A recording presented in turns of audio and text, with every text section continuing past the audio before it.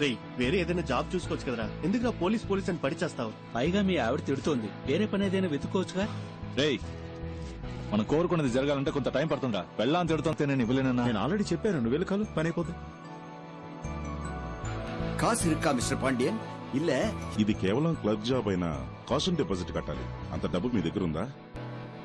డబ్బు లేదు కాబట్టి జాబ్కి వచ్చాను సార్. పని చేస్తేనే కదా సార్ డబ్బులు వచ్చేది. ఇప్పుడు ఈ జాబ్కి మీరు డబ్బులు అడిగితే మీరు జాబ్ ఇవ్వండి సార్, అప్పుడు నాకు డబ్బులు వస్తాయి కదా సార్. ఆ డబ్బులు మీకు ఇచ్చి ఈ జాబ్ నేను కొనుక్కుంటాను సార్. మీరు నాకు డబ్బులు ఇస్తారా సార్?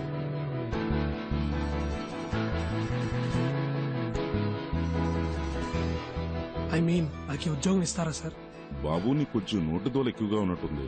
అది కొంచెం తగ్గించుకుంటే నీకు మంచి ఉద్యోగం దొరుకుతుంది. బాబు, నేను చెప్పేది జాగ్రత్తగా విను. ఇప్పుడు జరిగేది recruitment for sub inspector of police Tamil Nadu. ఇందులో మొత్తం వేకెన్సీస్ 1211. కానీ అప్లై చేసింది 44,937 మంది. కావాల్సింది ఇంతమంది, కానీ అప్లై చేసింది అంతమంది. ఇప్పుడు నేను ఓపెన్ గానే చెప్తాను. ఇప్పుడున్న 1211 సీట్లలో 300-400 సీట్లు మెరిట్ బేసిస్ లోనే పోతాయి. మిగిలింది పైనుంచి కింద వరకు రికమెండేషన్, మనీ, పొలిటికల్ ఇన్ఫ్లుయెన్స్, అది ఇదిని పోతాయి. అందులో 40 సీట్లు మాకుంటాయి. இப்பவும் 85 1 வரைக்கும் வாங்குறாங்க. சண்முகம் சொல்லி விட்டானால ఇప్పుడు 80 ఏమంటారు? எப்படி సార్, నాకిది 4th అటెంప్ట్ సార్.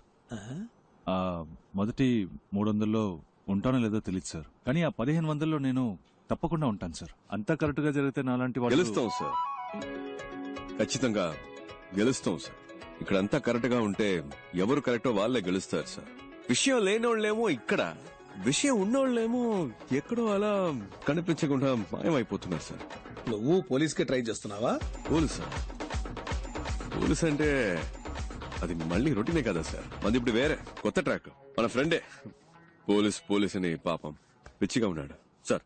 ఒక ఇంటర్వ్యూకి వెళ్తున్నాం సార్, ఏదో తప్పు చేస్తున్నాం, ఏదో మిస్ అయ్యాం. అప్పుడు ఆ జాబ్ రాకపోతే ఓకే, కానీ కరెక్ట్ గా పర్ఫార్మ్ చేసి క్వాలిఫికేషన్ ఉండి అప్పుడు ఆ ఉద్యోగం రాకపోతే ఇంటికెళ్ళి అద్దం ముందు నిలబడినప్పుడు మన ఏంటి, మనకేం తక్కువ, మన బతుకేంటి ఏంటో బుర్ర పంచేది పిచ్చెక్కుతుంది సార్. అలా పిచ్చెక్కకుండా ఉండాలంటే 75 రెడీ చేయమని చెప్తున్నా.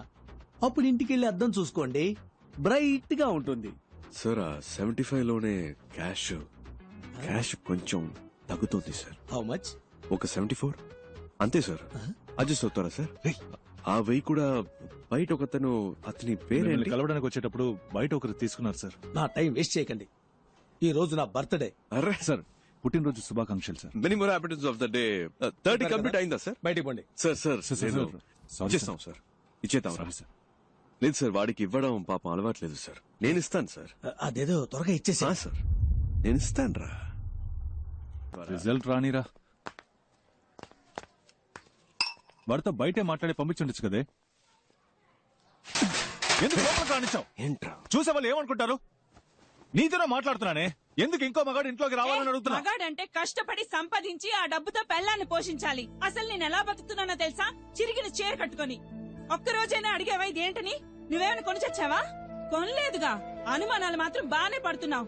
ఇంకా పోలీస్ అవ్వలేదుగా. పోలీస్ అయినప్పుడు అడుగు, అప్పుడు నేను చెప్తాను. వీడి దగ్గర అప్పు తీసుకున్నాను, వీడికి వడ్డీ కడుతున్నాను, అవన్నీ వసూలు చేయడానికి నట్టింట్లో అడుగు పెట్టారని ధైర్యంగా చెప్తాను. పెద్ద పోటుగాళ్లాగా అలా ఉండు ఇలా ఉండని చెప్పొచ్చాడు. అయితే పోలీసే అవుతాడంట, లేకపోతే ఏ పని చేయడంట. ఏంటి బావ, నాకు ఈ ఉద్యోగం రాలేదంటే చచ్చిపోతాను రా. లేదంటే ఈ లోకల్లో ప్రతి ఒక్కడికి పోయేలోగా చేయాల్సిన పనంటూ ఒకటి పోరదుకు మడి చెయ్యవండి వేలను నరుకు. దాన్ని మనం వదిలేసిన అదే మనల్ని వెతుక్కుంటూ వస్తుంది. నువ్వు పోలీస్ ఆఫీసర్వే, మన సిబిఐయే. రేపు నీకు రిజల్ట్, నాకు ఇంటర్వ్యూ, ఈ 2 సక్సెస్సే. ఓకే, రావిలా నడుచుడు కదరా. పొద్దున్నే అన్ని పనులు చేయాలంటే చిరాకు ఉందిరా అబ్బాయి, టైం నా చాలా. షర్ట్ నలిగినా పర్లేదు, నీ షర్ట్ నలగకూడదు. నువ్వు సూపర్ నాన్న. అయిందా? బండి తీసుకురా నాన్న. బానే ఉన్నారు, పదండి. అబ్బా మెల్ల. చిన్నప్పటి నుంచి ఎలా అయినా సరే సిబిఐ ఆఫీసర్ అవ్వాలన్నది నీ కళ. మీ నాన్న ప్యూన్ గా పనిచేసే ఆఫీసులో నువ్వు ఆఫీసర్ అవ్వాలన్నది నా ఆశ. కానీ మా ఆఫీసులో ఉత్తమ్ దాస్ అని ఒక మడత కజగాడు ఉన్నాడు. ఉత్తమ్ దాస్ సిబిఐ మీ ఇంటిని రేడ్ చేయడానికి వచ్చాం. Please cooperate. అనవసరంగా డిస్టర్బ్ చేయరు సార్. ఏంటి? సార్ మనం మాట్లాడి తెలుసుకుందాం. ఓ 5 మినిట్స్ లోపల ఉండండి. పరశురాం డోర్ క్లోజ్ చేయి. సార్ మీ దగ్గర దాచడానికి ఏం లేదు. ఈ ఇంట్లో ఎక్కడ పడితే అక్కడ డబ్బు ఉంది. మనం మాట్లాడి తెలుసుకుందాం. ఏదైనా ఇక్కడే మాట్లాడుకుందాం. Okay sir. వీటిల్లో 10 లక్షల దాకా క్యాష్ ఉంది. తీసుకుని వెళ్ళిపోండి సార్. పరశురాం ఈ 2 బ్యాగులు తీసుకెళ్లి ఇంట్లో పెట్టు. బ్యాక్ డోర్ జాగ్రత్త, ఎవరు చూడకూడదు. ఏంటి ఏంటలా చూస్తున్నావు? నన్ను పట్టించాలని చూస్తున్నావా? సార్ పట్టించాలని ట్రై చేయకు. జాగ్రత్తగా తీసుకెళ్లి ఇంట్లో పెట్టు. ఇంట్లో నీకు వాటా ఉందిలే. హలో. ఇంటికి వెళ్ళాను, మనసు ఒప్పుకోలేదు, నిద్ర పట్టలేదు. పై ఆఫీసర్ కంప్లైంట్ రాశాను. దాన్ని ఈ మడత కాజాగాడికి ఆ పోతరిక గడి చూపించేశాడు. ఆ నిమిషం నుంచి వీడు నా మీద కత్తిగట్టాడు. ఆ కోపం నీ మీద ఖచ్చితంగా చూపిస్తాడు. ఏదో రకంగా నువ్వు మేనేజ్ చేసుకుని నేను పనిచేసే ఆఫీస్కి ఎలాగైనా నువ్వు ఆఫీసర్గా రావాలరా. తప్పకుండా జరుగుతుంది నాన్న. ఏంటి బీజీ తిలక్క? గంగాధర్ తిలక్ గొప్ప దేశభక్తుడు. Please take your seat. Thank you sir. మీ నాన్న ఆశపట్టం వల్ల ఈ ఉద్యోగం చెయ్యాలనుకుంటున్నారా? మన తినే ప్రతి మెతుకు మీద మన పేరు రాసుంటుందని అంటారు. అలాగే ఏ చైర్ మీదైనా దానికోసం పుట్టిన వాళ్ల పేరు ఉంటుందని నేనంటాను. నా కోసం ఒక చైర్ ఈ ఆఫీస్లోనే ఎక్కడో ఉంటుందని నేను మా నాన్న నమ్ముతున్నాం. సిబిఐ అంటే ఎన్నో డిపార్ట్మెంట్లు ఉన్నాయి. అందులో మీరు ఏ డిపార్ట్మెంట్ ని ప్రిఫర్ చేస్తున్నారు? Economic offences. ఎందుకు? పార్టీ పెట్టాల్సింది డెడ్ బాడీనే కానీ డబ్బుని కాదు. ఆ డబ్బంతా తవ్వి బయటకు తీస్తే మన దేశంలో ఉన్న ప్రాబ్లమ్స్ అన్నిటినీ ఈ కల్లా పీకి పారేయొచ్చు. ఏంటి పీకే గలమా? Hello sir. Morning sir. ఏం లేదు, పీకేస్తానని వినపడింది. ఏం పీకుతావని అడుగుతున్నాను. నేను ఒక్కడనే ఏదో పీకిస్తానని చెప్పట్లేదు సార్. మనందరం కలిస్తే తప్పకుండా ఏమైనా పీకొచ్చు సార్. పీకుదాం. నువ్వు కంటిన్యూ చేయి. ఫిజికల్ టెస్ట్ పేపర్ చూడు. ఏంటయ్యా ఇతను హైటు? సార్ నిలబడి చూద్దాం.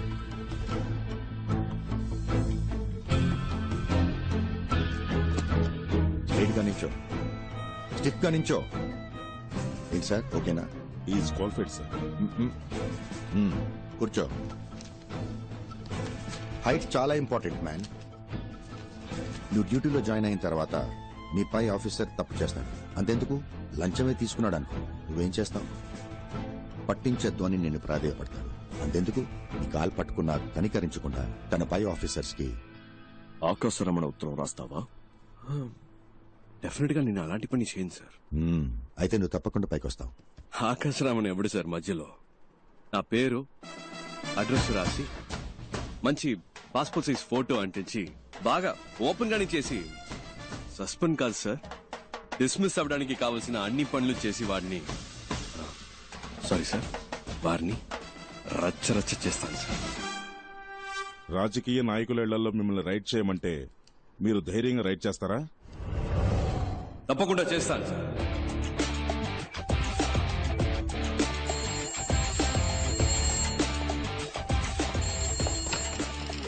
హలో హలో, సిబిఐ నుంచి మాట్లాడుతున్నాం సార్. స్టేషన్ ఇన్స్పెక్టర్ ఎవరు? ఇవాళ ఆయన లీవ్ సార్. నేను సబ్ ఇన్స్పెక్టర్ మాట్లాడుతున్నాను. నేనే ఇన్ఛార్జ్. ఓకే, మీ పేరేంటన్నారు? చిరంజీవి సార్. చిరంజీవి, నేను చెప్పేది జాగ్రత్తగా వినండి. ఇవాళ ఒక రైడ్ చేయబోతున్నాం. వెంటనే ఇంకో ఎస్ఐ లేదా ఇతర కానిస్టేబుల్స్, ముఖ్యంగా ఒక లేడీ కానిస్టేబుల్ గాంధీ బొమ్మ దగ్గరకు వచ్చేయండి. టీమ్ గా అక్కడి నుంచి రైడ్కి వెళ్తాం. అర్థమైంది సార్. Okay, got it.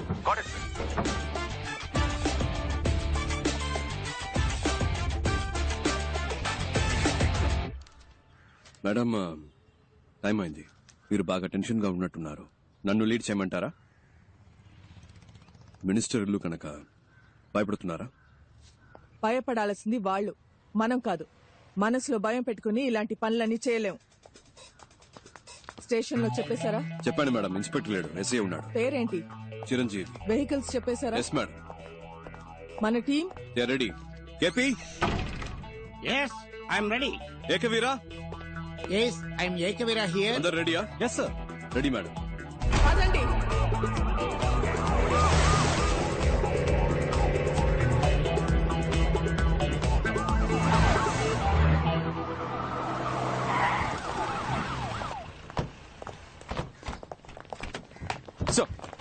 ఇప్పుడు మనం ఒక విఐపి ఇంటికి వెళ్తున్నాం. మీరు ఫుల్ డే మాతోనే ఉండాలి. ఎవరింట్లో రేట్ చేయబోతున్నామో తెలుసుకోవచ్చా? Just follow the orders. Yes madam. Warrant. Sir. నీ పేరేంటి? మంగతాయారు సార్. క్యాబ్ సరిగా పెట్టుకోండి.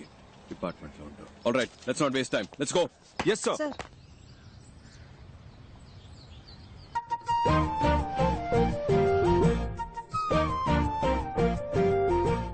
అయ్యా, మీ పద్ధతి ఎప్పుడు ఇలాగే ఉంటుందా? హేరా గాంధీ, నెహ్రూ, బోసు, నేను మాదంతా ఒకటే బోస్ పద్ధతి. అంటే మీ అందరికేమో నేతాజీ, నాకేమో బోసు. ఎందుకంటే మీ ఇద్దరం చాలా క్లోజు. వాళ్ళు మీరు ఒకే ఏజ్ గ్రూప్ అయ్యా? అయ్యయ్యో, నా ఏజ్ గ్రూప్ కదమ్మా, మా నాన్న ఏజ్ గ్రూప్ అమ్మా.